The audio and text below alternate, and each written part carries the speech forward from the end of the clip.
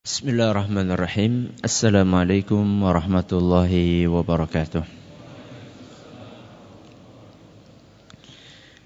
Innal hamdalillah nahmaduhu wa nasta'inuhu wa nastaghfiruh wa na'udzu billahi min shururi anfusina wa min sayyiati a'malina. May yahdihillahu fala mudilla lahu wa may yudlil fala hadiya lahu. وأشهد أن لا إله إلا الله وحده لا شريك له وأشهد أن محمدا عبده ورسوله يا أيها الذين آمنوا اتقوا الله حق تقاته ولا تموتن إلا وأنتم مسلمون يا أيها الناس اتقوا ربكم الذي خلقكم من نفس واحدة وخلق منها زوجها وبث منهما رجالا كثيرا ونساء واتقوا الله الذي تساءلون به والأرحام إن الله كان عليكم رقيبا يا أيها الذين آمنوا اتقوا الله وقولوا قولا سديدا يصلح لكم أعمالكم ويغفر لكم ذنوبكم ومن يطع الله ورسوله فقد فاز فوزا عظيما أما بعد فإن أصدق الحديث كتاب الله وخير الهدي هدي محمد صلى الله عليه وسلم وشر الأمور محدثاتها وكل بدعة ضلالة. Kita panjatkan puja dan puji syukur kehadirat Allah Tabaraka wa Ta'ala. Pada kesempatan malam yang berbahagia kali ini, kita masih kembali diberi kekuatan, kesehatan, hidayah serta taufik dari Allah Jalla wa Ala, sehingga kita bisa kembali menghadiri pengajian rutin tafsir kita ini di Masjid Agung Darussalam Purbalingga. Kita berharap semoga Allah Tabaraka wa Ta'ala berkenan untuk melimpahkan kepada kita semuanya ilmu yang bermanfaat, sehingga bisa kita amalkan sebagai bekal untuk menghadap kepada Allah Jalla wa Ala. Amin. Salawat dan salam semoga senantiasa tercurahkan kepada junjungan kita Nabi besar Muhammad sallallahu alaihi wasallam, kepada keluarganya, sahabatnya dan umatnya yang setia mengikuti tuntunannya hingga akhir nanti. Jamaah sekalian kami hormati, seperti biasanya kita akan mengawali kajian kita dengan membaca surat yang mulia, surat Al-Lail. Semoga Allah Subhanahu wa Ta'ala memberkahi pertemuan kita ini. أعوذ بالله من الشيطان الرجيم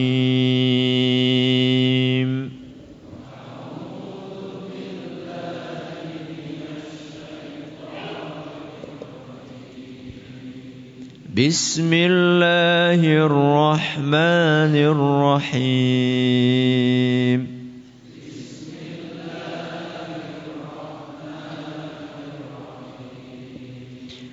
والليل إذا يغشى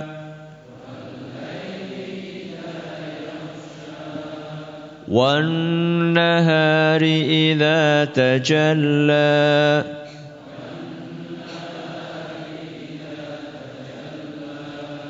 وما خلق الذكر والأنثى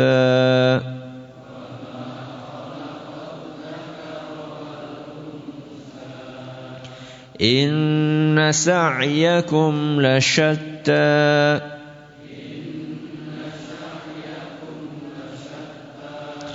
فأما من أعطى واتقى وصدق بالحسنى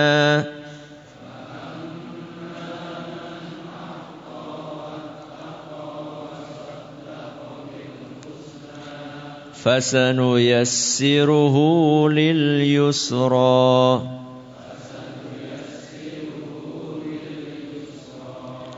وأما من بخل واستغنى وكذب بالحسنى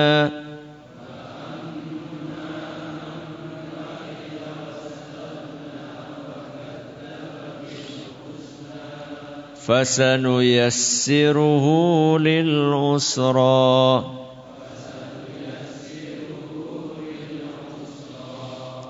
وما يغني عنه ماله إذا تردى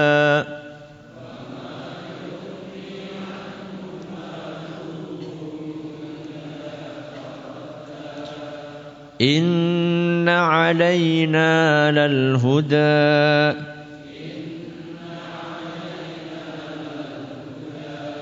وإن لنا للآخرة والأولى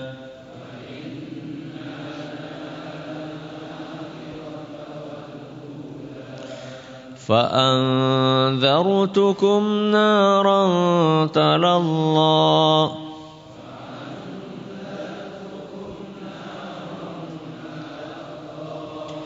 لا يصلاها إلا الأشقى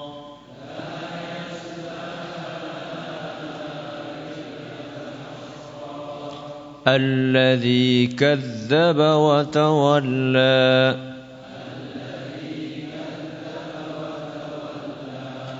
وسيجنبها الأتقى الذي يؤتي ماله يتزكى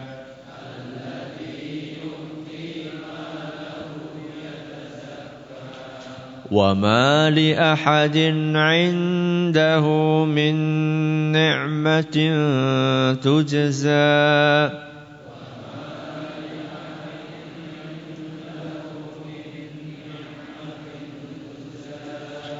إلا ابتغاء وجه ربه الأعلى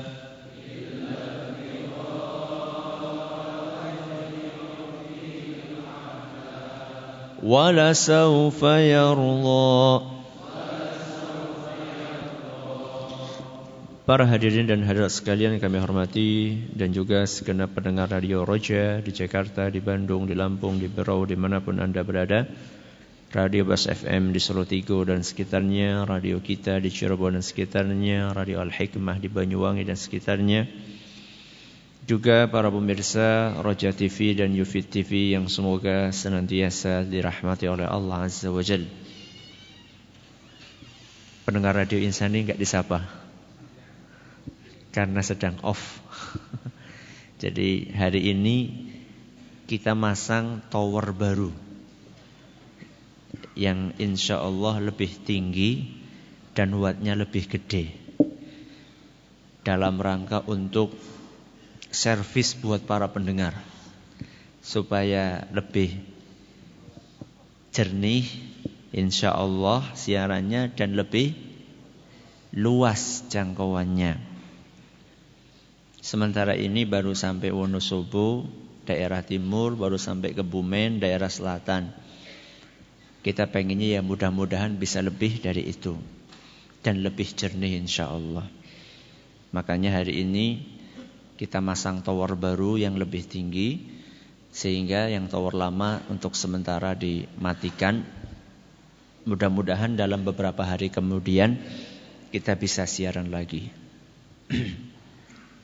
Jamaah yang kami hormati, kita pada pertemuan yang lalu sampai ayat yang keberapa?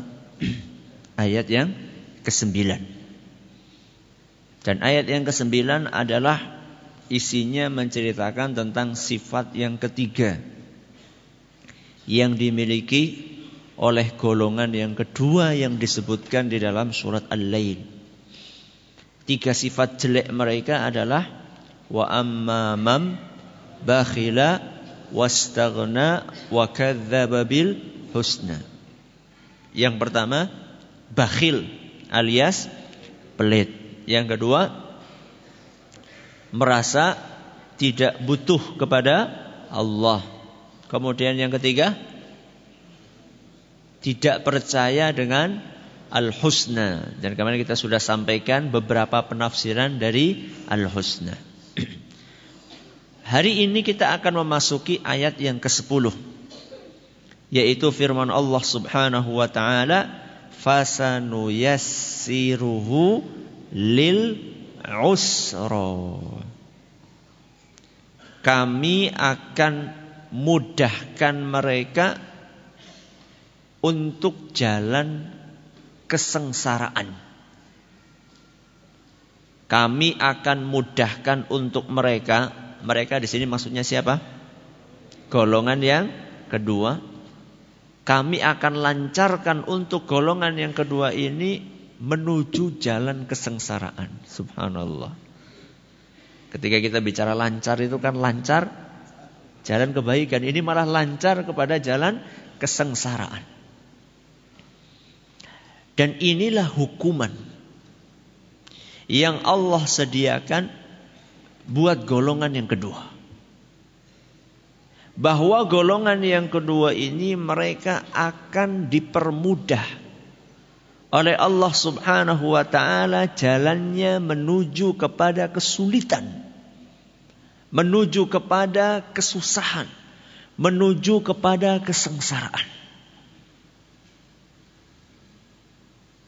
Di mana Ustaz? Di dunia atau di akhirat? Di dunia dan di akhirat. Makanya kemarin bolak-balik kita sampaikan bahwa golongan yang kedua inilah golongan yang akan ditimpa dengan kesulitan. Dan bukan hanya ditimpa kesulitan, tapi akan disegerakan jalan mereka kepada kesulitan. Oleh Allah dibikin jalannya lancar untuk sampai kepada kesengsaraan. Malam hari ini kita akan membahas kesengsaraan yang akan mereka rasakan di dunia. Dan pada pertemuan yang akan datang insya Allah kita akan mengkaji kesengsaraan yang akan mereka rasakan di mana? Di akhirat. Apa gerangan kesengsaraan yang Allah sediakan untuk golongan yang kedua ini di dunia? Yang pertama, kesengsaraan yang akan mereka rasakan di dunia ini, Allah Subhanahu wa ta'ala akan jadikan mereka gemar. Apa gemar? Senang untuk melakukan keburukan. Senang untuk melakukan kemaksiatan. Enjoy untuk melakukan dosa-dosa. Sehingga mereka akan kesulitan untuk melakukan amal soleh. Ini hukuman buat mereka di mana? Di dunia. Setiap akan melakukan amal soleh berat. Akan ngaji ada saja. Apanya? Alasannya. Kemarin alasannya nggak ada kendaraan. Begitu ada kendaraan alasannya orang anak bensinnya. Hari ini, besok ada kendaraan, ada bensin, apalagi alasannya? Bocor. Masyaallah. Esoknya lagi ada kendaraan, ada bensin, ora bocor. Apa alasannya? Udan. Ya. Besoknya lagi, Masya Allah ada kendaraan, bensin ada, kemudian terang. Alasannya apa lagi? Kesel. Ya. Capek. Besoknya lagi, Masya Allah ada kendaraan, ada bensin, terang, nggak bocor, sehat. Apa alasannya? Orang kancane. Ya. Dibikin dia ini sulit untuk melakukan kebaikan.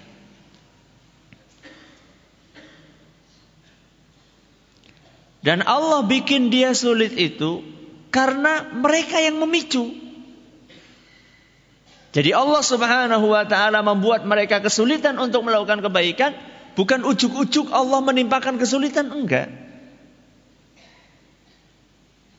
Karena mereka melakukan hal-hal buruk yang tadi disebutkan. Wa ammamam bakhila wastaghna wa kadzdzaba bil husna. Akhirnya sama Allah Subhanahu wa taala dihukum dengan hukuman yang tadi. Jadi kita harus tahu bahwa dosa yang kita lakukan itu pasti ada efek yang diistilahkan dengan efek domino. Apa efek domino? Akan terus membuat lingkaran setan. Ketika seorang malas ngaji, maka dihukum sama Allah dengan kebodohan. Ketika dia dihukum dengan kebodohan, akhirnya dia melanggar aturan agama. Ketika dia melanggar aturan agama, dihukum lagi sama Allah Subhanahu wa taala, tidak peduli dengan nasihat orang. Ketika dia tidak peduli dengan nasihat orang, dia akan menjadi orang yang sombong. Akan menjadi orang yang hatinya keras. Terus akan berputar seperti itu. Dan ini adalah hukuman yang paling berat. Lebih berat daripada hukuman yang sifatnya fisik.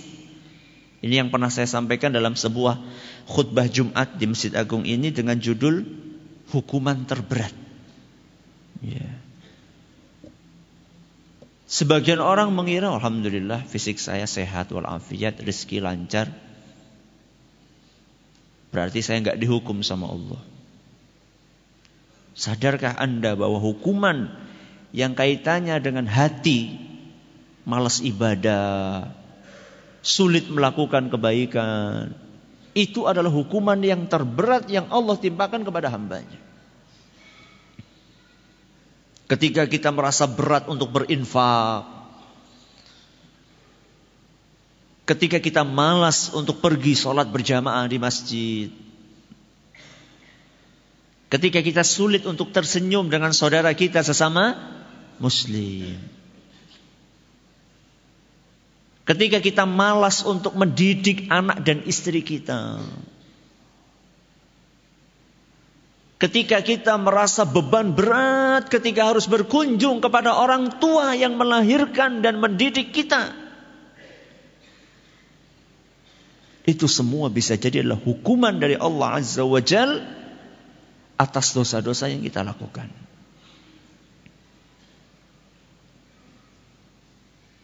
Imam Sufyan Ats-Tsauri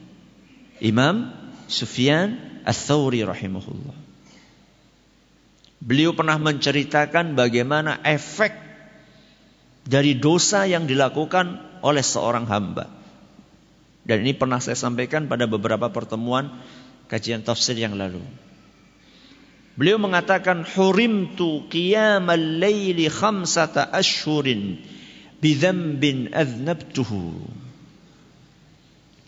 Aku pernah gak bisa sholat malam 5 bulan gara-gara satu dosa yang aku kerjakan. Gara-gara satu dosa yang aku kerjakan, saya sampai gak bisa sholat malam 5 bulan.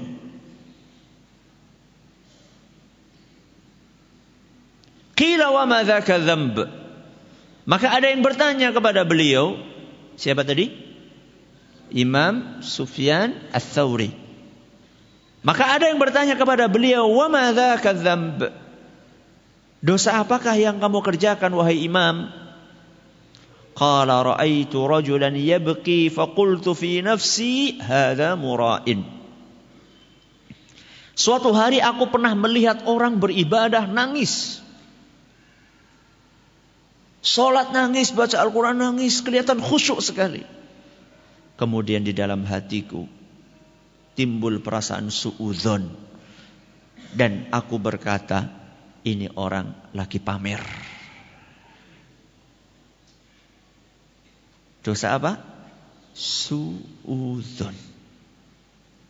Dosa atau bukan? Dosa. Padahal itu cuma suudzon. Menurut kita suudzon itu biasa atau luar biasa? Biasa itu maksudnya kita sering suudzon apa enggak gitu loh maksudnya loh. Sering atau tidak? Sering. Makanya kita untuk sholat malam sulit. Karena kita kebanyakan dosa. Dosa yang dilakukan oleh seorang hamba akan membuat fisiknya itu berat untuk menjalankan kebaikan.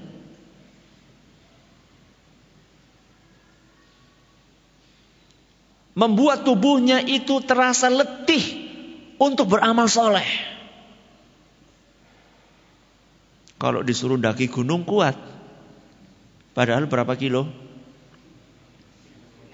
Enggak tahu. Dari sini ke Gunung Slamet berapa kilo? Bukan hanya berapa puluh kilo, tapi jalannya apa? Nanjak, kuat. Tapi untuk jalan ke masjid yang cuma berapa kilo? Kadang-kadang gak nyampe 100 meter. Kadang-kadang samping masjid 5 meter 2 meter. Bahkan kadang-kadang nempel rumahnya sama masjid. Jalannya nanjak gak? Jalannya Masya Allah gak bisa. Gak kuasa, gak kuat untuk melangkahkan kakinya menuju kepada ibadah kepada Allah Subhanahu wa ta'ala. Dan itu kemungkinan besar gara-gara apa tadi? Dosa. Contoh yang lain. Imam Hasan Al-Basri. Siapa? Hasan Al-Basri. Suatu hari ada orang curhat kepada Imam Hasan Al-Basri. Ya Aba Sa'id, wahai Imam, inni abitu mu'afa wa uhibbu qiyamal layli wa u'iddu tuhuri fama bali la aqum. Wahai Imam,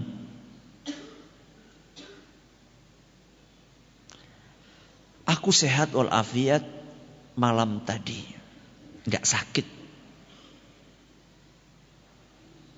Dan aku sudah berniat nanti malam pengen sholat tahajud. Dan aku sudah persiapkan segala sesuatunya, air wudhu dan seterusnya. Karena kalau pada zaman dahulu, ya tidak seperti sekarang, tinggal buka keran. Kalau zaman dahulu harus ngambil air dulu dari telaga misalnya. Kemudian air itu dibawa, ditaruh di rumah, dipersiapkan nanti kalau saya bangun malam, saya bakalan apa? Wudu dengan air ini. Saya fisiknya sehat. Niat sudah ada. Persiapan sudah siap. Kenapa aku tadi malam gak bisa bangun? Fama bali la aqum. Kenapa aku tadi malam tidak bisa bangun untuk sholat malam? Apa kata beliau? Dzunubuka qayyadatka. Dosa-dosamu lah yang membelenggu tubuhmu. Ibarat tubuhnya itu dirantai dengan dosa-dosa yang dia kerjakan. Sehingga apa-apa terasa berat untuk dijalankan. Tangan ini loh untuk ngerogoh kesaku mengambil apa? Mengambil uang untuk diinfakkan, itu rasanya itu kayak berat sekali. Kelopak mata ini loh, yang beratnya berapa kilo? Kelopak mata kita ini berapa kilo? Berapa gram? Ya, 2 gram atau 3 gram. Itu rasanya berat banget untuk diangkat. Padahal sudah dipanggil-panggil hayya 'alas shalah. Tapi kalau disuruh nge-gym, apa nge-gym? Fitness. Ya. Disuruh ngangkat barbel berapa? Ada 5 kilo, ada yang 10 kilo, ada yang kayak gini, ada yang kayak gini. Ya. Kuat, tapi ngangkat beban 2 miligram, gak kuat. Apa itu artinya? Apakah karena fisik yang lemah? Kalau fisiknya yang lemah, mestinya dia lebih nggak kuat lagi untuk mengangkat barbel berapa tadi? 10 kilogram. Masa ngangkat kelopak mata yang 2 gram nggak bisa? Apa kalau bukan karena dibelenggu dengan dosa-dosa yang kita kerjakan sebagaimana dijelaskan oleh Imam Al-Hasan Al-Basri? Apa hanya maksiat yang sifatnya suudzon dan yang semisalnya, Ustaz? Enggak.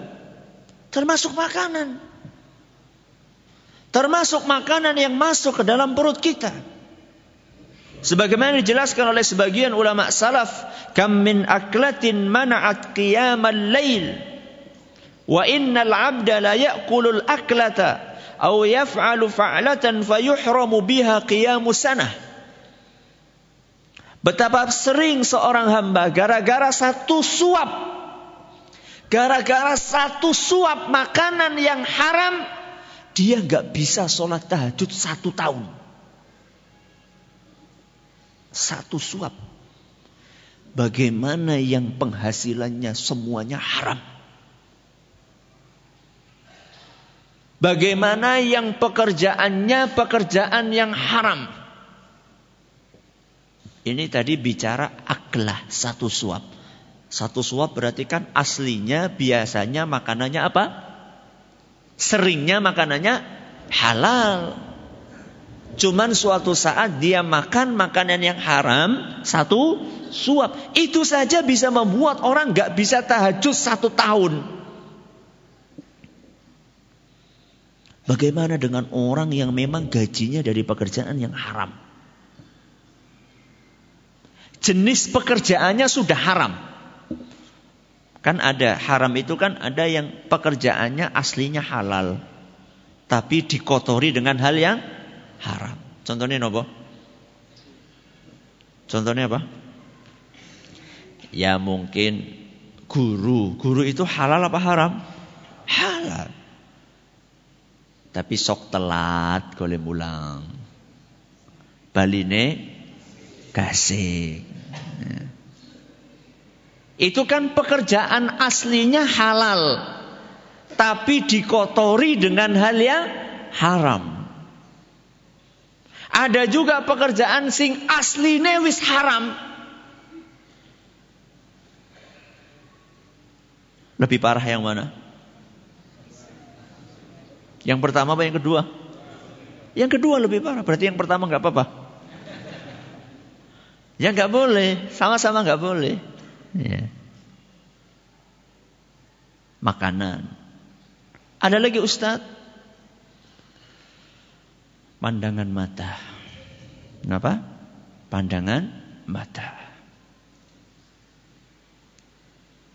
Kata ulama tadi, wa kam min nadhratin harramat qira'ata surah. Dan betapa sering 1 pandangan mata menyebabkan seseorang tidak bisa membaca 1 surat Al-Quran. Ingin baca Al-Quran itu loh, angel pol. Karena matanya ini sudah terbiasa untuk melihat hal-hal yang haram. Sehingga mata ini menjadi enggan untuk melihat hal-hal yang positif. Kalau nonton TV sing ora bener kuwi berapa pandangan? Berapa pandangan? Berpandang-pandangan. Akeh. Ya. Film-film sing orang genah, ya. Konser-konser sing pada wuda penyanyine dan penarine. Yang suka jalan-jalan di mall sambil cuci mata. Ya. Maka dari sini kita mengetahui di antara kesengsaraan yang akan dialami oleh golongan yang pertama di dunia ini akan disulitkan baginya untuk menjalankan amal saleh. Contoh yang kedua, kesengsaraan yang akan dialami oleh golongan yang kedua ini di mana? Di dunia. Akan ditimpa dengan kesusahan dalam urusan hidupnya. Kalau tadi masalah ibadah ya, kalau sekarang masalah duniawi dia. Urusan hidupnya dibikin sulit sama Allah Subhanahu wa ta'ala. Rizkinya akan terasa seret. Urusannya ruwet. Rumah tangganya bundet. Kondisi kesehatannya jelek. Dan di dalam masyarakat dia nggak disukai sama tetangga-tetangganya.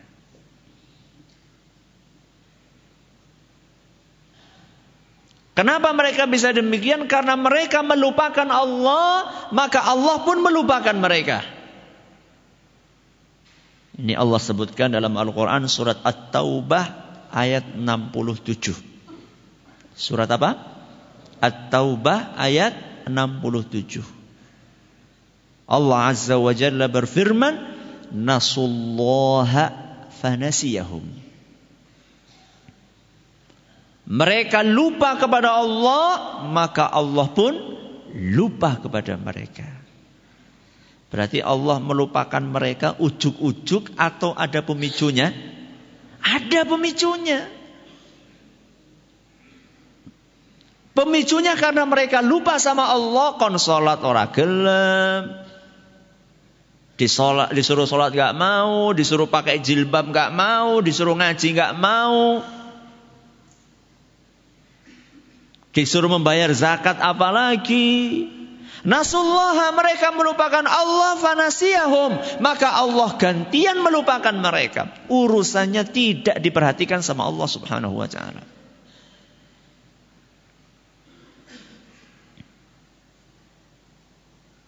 Ustaz, ada orang gak sholat tapi rezekinya lancar, Ustaz.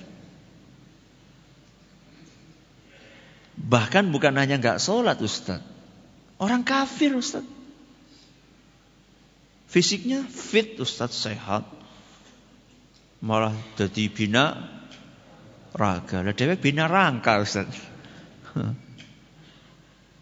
Sehat walafiat itu, Ustaz, orangnya. Kendaraannya kinclong, rumahnya megah. Mana Ustadz katanya dia akan sengsara hidupnya di dunia.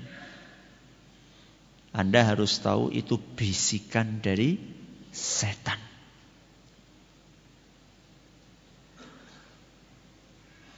Pertanyaan-pertanyaan tadi yang timbul di benak kita, yang membuat kita ragu dengan ajaran agama kita sendiri, keterangan Allah dan keterangan Rasulnya SAW, itu adalah bisikan setan. Terus bagaimana jawabnya Ustadz bisikan setan tersebut? Kok ada orang tidak beriman, rizkinya lancar? Katanya tadi kalau dosa itu mengakibatkan rizki menjadi seret, menjadi sakit-sakitan. Itu bagaimana jawabnya Ustadz? Pertama jawabannya, itu hanya kenikmatan fisik saja. Yang kita lihat itu hanya kenikmatan fisik yang mereka rasakan. Fisik wesing singketon yang kelihatan. Akan tetapi yang tidak kelihatan, apa itu? Suasana hati mereka. Ketenangan jiwa mereka. Yakin 100% bahwa mereka tidak merasakan ketenangan batin. Pasti. Ustaz, tahu dari mana? Itu kan isi hati. Apa Ustaz tahu bedah apa? Tahu dari mana Ustaz? Ustadz kok bisa yakin ngomong 100% itu dari mana? Karena yang ngasih tahu hal tersebut adalah yang maha tahu isi hati seluruh hambanya. Siapa itu? Allah subhanahu wa ta'ala. Walaupun kelihatannya dia itu ketawa ketiwi Ustaz. Walaupun kelihatannya kalau ketemu sama kita dia haha hihi Ustaz. Ya. Walaupun dia ketawa ketiwi, walaupun dia haha hihi, tetap kita yakin 100% bahwa hatinya itu merana. Karena Allah yang mengabarkan hal itu kepada kita. Di dalam surat Thaha ayat 124. Surat apa? Thaha ayat 124. Allah subhanahu wa ta'ala berfirman, وَمَنْ أَعْرَضَ عَنْ ذِكْرِي.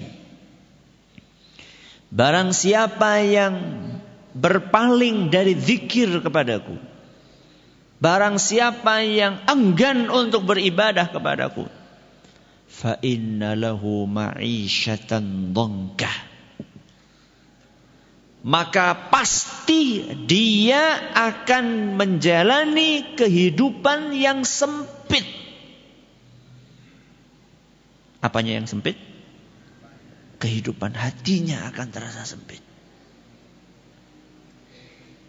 Dalam ayat lain Allah menggambarkan bagaimana permisalan kesempitan hati tersebut. وَمَنْ يُرِدْ أَيُضِلَّهُ يَجْعَلْ صَدْرَهُ ضَيِّقًا حَرَجًا. Barang siapa yang dikehendaki oleh Allah sesat, maka Allah akan jadikan dadanya sempit dan sesek. Ka'annama yas'adu fis sama', seperti orang yang sedang mendaki langit.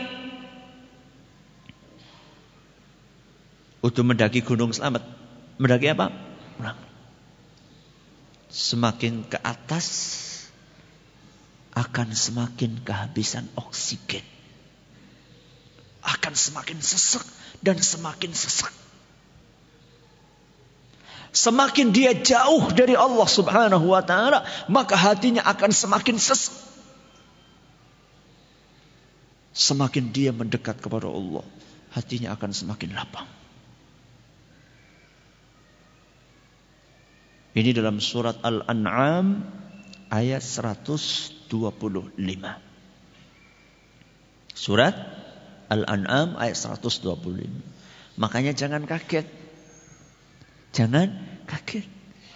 Kalau ada orang yang kemarin ketawa ketiwi, sikiwis, kendat, sudah bunuh diri. Gak tahan dia. Sudah dikasih tahu Allah jalan yang benar, gak mau ikut. Ya sudah. Hukuman dari Allah subhanahu wa ta'ala. Anda yang merasa berat, merasa sulit hidupnya, akhirnya gak tahan bunuh diri. Dan ada orang-orang yang taubat, alhamdulillah, yang jujur. Betapa banyak orang-orang yang bergelimang dengan dosa. Dia merasa tidak tenang, dia mencari dan mencari, ketemu dengan ketenangan itu. Akhirnya dia tinggalkan seluruh gemerlap tadi. Orang pikir, ya Allah, kenapa dia tinggalkan itu semua? Sekarang hidupnya agak susah. Dulu bergelimang harta, sekarang jualan apa? Ya. Tidak bisa dibeli ketenangan hati. Ini jawaban yang pertama, itu hanya kenikmatan apa? Fisik. Yang kedua, yang mereka alami, orang-orang kafir, orang-orang yang tidak beriman, berupa kekayaan, kelancaran rezeki, itu besar kemungkinan adalah istidraj. Apa? Istidraj. Istidraj adalah kondisi di mana seseorang itu dikasih kenikmatan yang banyak oleh Allah dalam rangka agar dia itu semakin lalai dari beribadah kepada Allah, sehingga nanti pada hari kiamat dia akan mendapatkan hukuman yang sempurna. Makanya disebutkan dalam hadis yang diriwayatkan oleh Imam At-Tirmidzi dan dinyatakan sahih oleh Syekh Al-Albani, idza aradallahu bi'abdihi syarr, seandainya Allah menghendaki keburukan untuk hambanya, amsaka anhu bidzambihi, Allah akan undur hukuman atas dosa yang dia kerjakan, hatta yuwafiya bihi yaumal qiyamah, supaya nanti hukumannya dia rasakan secara sempurna pada hari kiamat. Hukumannya ditumpuk. Kapan? Nanti akan dia rasakan pada hari kiamat. Mudah-mudahan Allah Subhanahu wa taala menghindarkan kita dari hal-hal yang buruk.